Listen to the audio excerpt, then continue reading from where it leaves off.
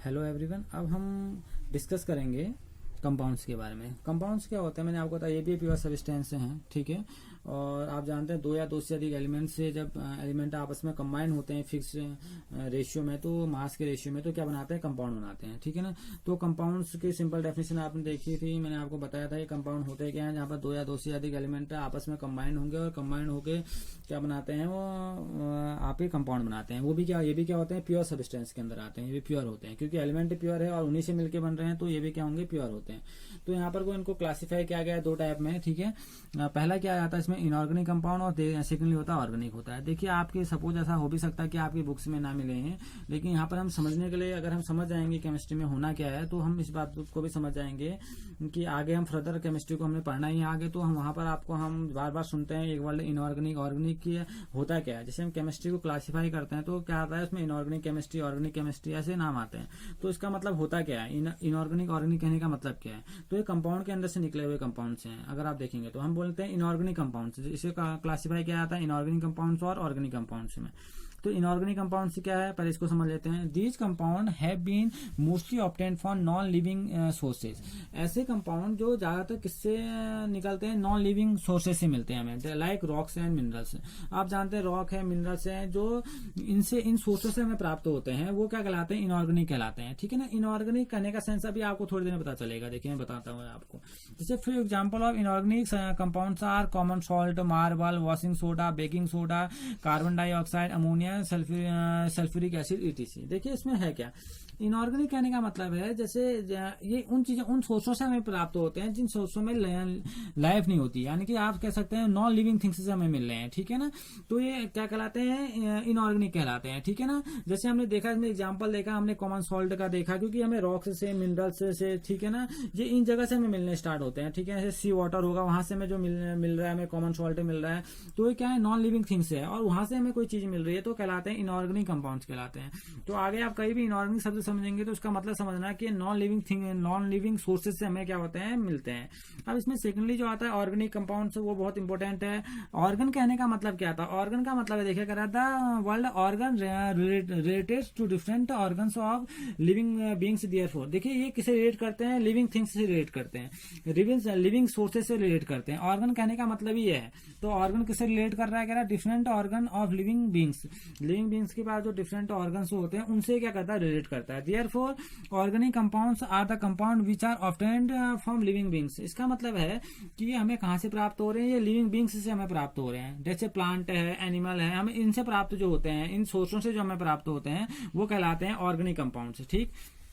तो बात समझ में आई ना। It has been found that all the organic compounds contain carbon as the essential constituent. और इंपॉर्टेंट बात है, इनऑर्गेनिक में कार्बन हो ही जरूरी नहीं है, ठीक है ना। लेकिन ऑर्गेनिक कंपाउंड जो होते हैं, क्योंकि इनऑर्गेनिक में ऐसा हो कार्बन हो ऐसा जरूरी नहीं है, लेकिन इनऑर्गेनिक कंपाउंड में कार्बन जरूरी प्रेजेंट होता है, यानी कि जो कार्बन की वजह से मिलते हैं उन्हें बोला जाता है ऑर्गेनिक कंपाउंड्स। तो ऑर्गेनिक में क्या करा, it has been found that, ऐसा देखा जाता है कि ऑर्गेनिक कंपाउंड्स में क्या होता है, कार्बन आपको एसेंशियल रूप से क्या होता है, मिलता है, ठीक है ना। Therefore the organic compound are quite often known as carbon compound. इसलिए इनको बहुत बार इनका नाम क्या बोला जाता है, इनको कार्बन कंपाउंड्स भी इनको बोला जाता है, ठीक है ना। अब few common example of organic compounds are, जैसे कुछ ऑर्गेनिक कंपाउंड के एग्जांपल है, मीथेन है, इथेन है, आप प्रोपेन है, ये अल्कोहल है, एसिटिक एसिड है, शुगर है, प्रोटीन्स है, ऑयल है, फैट्स है, ये आपके क्या होते हैं, ये आपके होते हैं ऑर्गेनिक कंपाउंड्स होते हैं। तो ऑर्गेनिक कंपाउंड क्या होते हैं, जो हमें प्लांट है, एनिमल्स से मिलते हैं, यानी कि जो हमें लिविंग बीइंग्स से मिलेंगे, लिविंग सोर्सेज से मिलते हैं, वो हमारे क्या कहलाते हैं, ऑर्गेनिक कंपाउंड्स कहलाते हैं, ठीक है ना। अगर हम इसकी कुछ कैरेक्टरिस्टिक्स की बात बोलें तो करेक्टरिस्टिक्स इसकी क्या है, the important characteristics of compounds are, a pure compounds is composed of the same element. देखिए पहली बात है कि जो कंपाउंड के करेक्टरिस्टिक्स की बात कर रहे हैं हम, तो पहला क्या है कि ये क्या होते हैं, सेम एलिमेंट से मिलकर बनते हैं, ठीक है ना। हमने पढ़ तो दिए इनऑर्गेनिक ऑर्गेनिक, अब इनके करेक्टरिस्टिक्स क्या है, आप इन्हें कैसे पहचानेंगे। तो जो प्योर कंपाउंड होते हैं वो किनसे कंपोज्ड होते हैं, सेम एलिमेंट से मिलकर बनते हैं। अब pure compound is homogeneous in nature, इनका जो नेचर होता है होमोजीनियस नेचर होता है, ठीक है ना, यानी कि यूनिफॉर्म थ्रू आउट मिलेंगे हर जगह। Property of compound are although different from the element from which it is formed. जो प्रॉपर्टीज होगी कंपाउंड की वो क्या होगी, डिफरेंट होगी एलिमेंट से। क्योंकि एलिमेंट से डिफरेंट क्यों होगी, क्योंकि एलिमेंट से मिलके बन रहे हैं। एलिमेंट से मिलके बन रहे हैं तो जरूरी नहीं कि एलिमेंट जैसी प्रॉपर्टी दिखाएं, क्योंकि दो या दो से अधिक एलिमेंट से मिलके बनते हैं, ठीक है ना। तो हम कह सकते हैं इसके बारे में कि जो प्रॉपर्टी होगी कंपाउंड के, although different from the element from which it is formed. ऐसा नहीं कि आप सोच रहे हैं कि हमने जिस एलिमेंट से इनको मिलके बनाया हो तो जो कंपाउंड बने वो भी उसी एलिमेंट की प्रॉपर्टी शो करे, ऐसा नहीं होता। ये दोनों ये डिफरेंट प्रॉपर्टी क्या करते हैं, शो करते हैं, ठीक है ना। Since a compound is formed as a result of chemical reaction. जो कंपाउंड होते हैं कैसे बनते हैं, जब एलिमेंट केमिकली क्या होते हैं, रिएक्ट होते हैं, और रिएक्ट होने के बाद क्या बनाते हैं, वो केमिकली क्या बनाते हैं, वो कंपाउंड फॉर्म करते हैं, ठीक है ना। It's property quite different from the element. इसकी वजह से इसकी प्रॉपर्टी क्या होती है, एलिमेंट से अलग हो जाती है, ठीक है ना। जैसे सपोज के लिए आपने एलिमेंट्स पकड़े, आपने एलिमेंट्स पकड़ लिया, आपने आयरन की रिएक्शन आपने ऑक्सीजन के साथ करा दी, आपने यहाँ पर का आयरन ऑक्साइड बना दिया।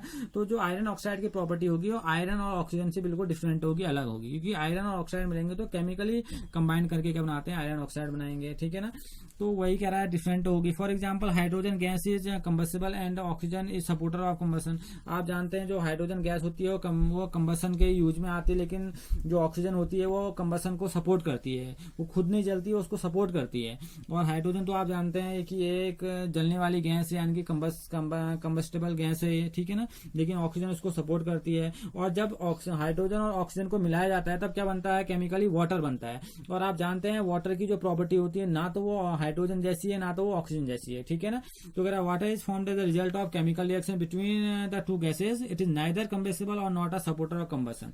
और ये दोनों क्या होते हैं, ये जो वाटर बना है इन दोनों के मिलने की वजह से आपने देखा हाइड्रोजन और ऑक्सीजन क्या करती थी, कंबसन को सपोर्ट कर रही है या कंबसन की तरह काम कर रही है। लेकिन केमिकली जुड़ने के बाद जो वाटर बना ना तो ऑक्सीजन की प्रॉपर्टी दिखा रहा है ना तो हाइड्रोजन की प्रॉपर्टी दिखा रहा है, ठीक है ना। इसका मतलब जस्ट क्या बन रहा है, उसका अपोजिट काम कर रहा है। इसका मतलब है कि आप क्या समझा आपने, water is formed as result of chemical reaction between two gases, it neither combustible और not a supporter of combustion, ठीक है ना।